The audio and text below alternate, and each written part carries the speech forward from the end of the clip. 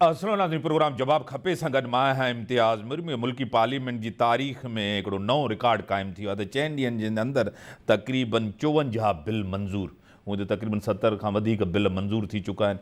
हिन कुझु ॾींहंनि जे अंदरि जेको आहे एतिरी तेज़ी सां जेको आहे बिल पास था थियनि, को दबाव आहे, को प्रेशर आहे, कंहिं दबाव जे हेठि अची करे थो।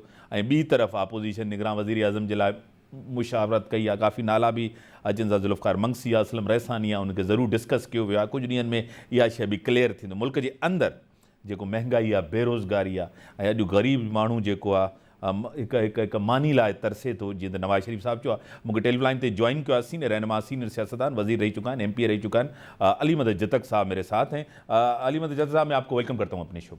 थैंक यू सर, वालेकुम सलाम। अली मदद साहब, मतलब आपको पता है कि इतनी जल्दी में कानून साजी हुई है, मतलब 4 दिन के अंदर तकरीबन 20 से ज़्यादा बिल, और आपको पता है कि तकरीबन 54 बिल और उससे बढ़ के 76 तक चले गए हैं। ये इतनी जल्दी कानून साजी, ये 4 दिनों में तकरीबन इतने ज़्यादा बिल, कोई दबाव है, प्रेशर है, क्या कहेंगे? देखिए, ये तो हुकूमत से सवाल किया जाए क्योंकि हम हुकूमत का हिस्सा है, इसमें कोई शक नहीं। क्योंकि अभी तो वक्त भी कम है, इस वजह से जल्दी जल्दी में बिलें पास कर रहे हैं। बहरहाल माजी में इस तरह कभी नहीं हुआ है कि मैं 4-5 दिन में कोई 50-60 से अबाव जो है ना बिलें पास हो। सही। हाजी साहब, बदौलत चांद के हवाले से, एक तो निगरान वज़ीर आज़म के लिए जिस तरह खालिद मंगसी साहब नाम दे रहे हैं, ज़ुल्फ़िकार मंगसी का, असलम रहसानी का, क्योंकि अपोजिशन की जमातें बैठी थी, उन्होंने काफ़ी डिस्कशंस की है। आपको क्या लग रहा है? ये तो अपोजिशन की तरफ से है, हुकूमत ने अभी तक नाम नहीं दिए, कुछ दिनों में उनके भी नाम आ जाएंगे, क्या कहेंगे? देखिए, ये जो सोशल मीडिया पे मुख्तलिफ नामे चल रहे हैं, और ये दोनों सफेद रीश बलूचिस्तान के अगर किसी ने दिया है तो मैं समझता हूँ कि ठीक है। बहरहाल इस तरह है नहीं, क्योंकि अपोजिशन लीडर राजा रियाज साहब है और वजीर आजम शाहबाज इज़ार सब ने नाम देना है। बहरहाल अगर बलूचिस्तान से किसी को वजीर आजम बना के, मैं समझता हूँ कि अच्छा बात है। बलूचिस्तान से, बलूचिस्तान अवामी पार्टी के, आपको पता है कि जाम कमाल साहब, उनके साथ कुछ और दोस्त, बुगटी साहब हों, ये कुछ लोग राब्ता कर रहे हैं नून लीग के साथ कि नून लीग में जाएंगे। उनके साथ भी पीपल्स पार्टी का राब्ता है, क्या फाइनल हो गया है कि वो नून लीग को ज्वाइन करने जा रहे हैं? देखिए, ये हर किसी का हक है, जमहूरियत है, जो कहाँ भी जाए, क्योंकि हमारी सीटें भर गए और जाहिर है उन जगह पे हम जिनके साथ वायदा किया है उनको टिकटें देंगे। ये वो लोग हैं जिसको हम लोगों ने कुछ लोगों को लिया नहीं, इस वजह से जाहिर है वो लोग कोई कॉन्फ्रेंस पार्टी में नहीं, या जाहिर फेडरेशन की पार्टी में जाएंगे तो नून फेडरेशन की पार्टी है, ये सारे वहां पे जा रहे हैं।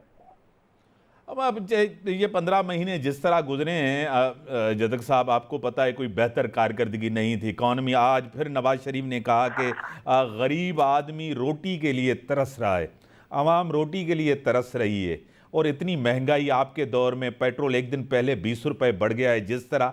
अब जब आवाम में जाएगी पीपल्स पार्टी, उससे लोग सवाल तो करेंगे कि आप भी इस हुकूमत का हिस्सा थे, PTI गवर्नमेंट में आपने बड़ा किरदार किया जरदारी साहब ने उस हुकूमत को गिराने में, और आपने अपनी आइनी हुकूमत उसको गिरा के आपने अपनी आइनी हुकूमत बनाई, लेकिन आवाम को तो रिलीफ नहीं मिला। देखिए, इसमें कोई शक नहीं है कि हम हुकूमत का हिस्सा है, मगर देखिए वजीर आजम कौन है, वजीर अपना खजाना कौन है, ये तो मुझे भी अफसोस आ रहा है कि यकदम 20 रुपये फी लीटर जो है पेट्रोल और डीजल बढ़ाना, ये तो आवाम के साथ सरासर जुल्म है। ये तो नून लीग को जवाब देना पड़ेगा जब इलेक्शन में जाएगा।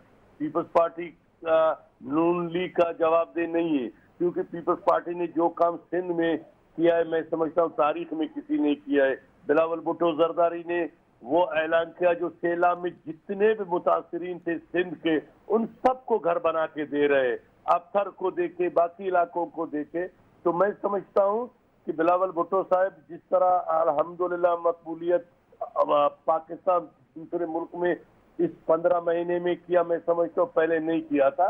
जाहिर है जो हुकूमत ने गलतियां की हैं वो भुगतेगा आइंदा इलेक्शन में। 20 रुपये पेट्रोल में मैं समझता हूँ कि जुल्म है। सही। आपको पता है कि पीपल्स पार्टी सिंध के अंदर बहुत ज़्यादा मजबूत है। 2008 का रिजल्ट देखें, 2013, 2018, यहाँ तो कोई वो किसी के साथ सीट एडजस्टमेंट नहीं करेंगे या कोई इत्तेहाद की ज़रूरत नहीं है। पीपल्स पार्टी सिंध के अंदर काफ़ी मजबूत नज़र आ रही है।